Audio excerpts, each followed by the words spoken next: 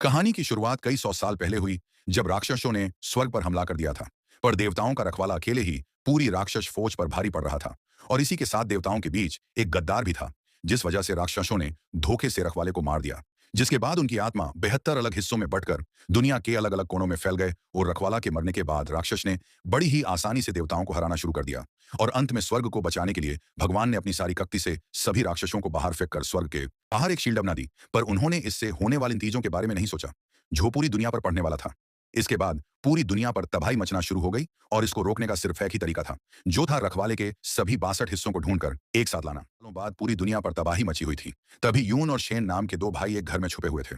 पर तभी वह पूरा घर जोर जोर से हिलने लग गया। और यून ने तुरंत ही शेन को एक बास्केट में फेंक दी और उस घर से बाहर निकला। और उसके बाहर निकलते ही पिता डोंग एक राक्षस से लड़ रहे थे, जिसका मुकाबला करना उनके लिए थोड़ा सा मुश्किल था। तभी वो दोनों भाई भी वहां पहुंच गए और उस राक्षस ने तुरंत ही उन पर हमला कर दिया। पर ऐन वक्त पर डोंग ने बीच में आकर उस हमले को रोक दिया और उन दोनों को बचाने के लिए उन्हें एक चट्टान के ऊपर फेंक दिया।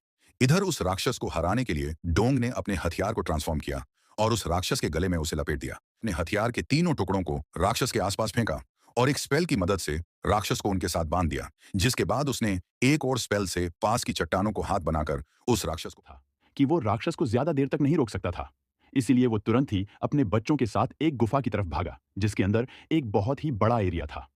डोंग ने हाथ के इशारों से एक खुफिया दरवाजा खोला, जहां दो तलवारें रखी हुई थीं, जिन्हें एक साथ बाहर निकालने पर एक सोने का डब्बा उनके सामने आया, जिसे डोंग ने यून को देते हुए कहा कि उसे यह चेन के बड़े होने पर उसे देना होगा, क्योंकि वही इसका असली हकदार था। और साथ ही डोंग ने यून को दोनों तलवार देते हुए बताया कि यह तलवार पीढ़ी दर पीढ़ी राक्षस हंटर्स को दी जाती थी। यून को अभी अपनी काबिलियत पर शक था, पर डोंग का मानना था कि वह इसका असली हकदार था। इसलिए वे तुरंत ही एक ऐसे कमरे में भागे जहां एक स्टोन ब्रिज बना हुआ था, जिसके नीचे तपता हुआ लावा था। तभी वह राक्षस दीवार तोड़कर अंदर घुसा और उसने डोंग को पकड़ लिया, पर डोंग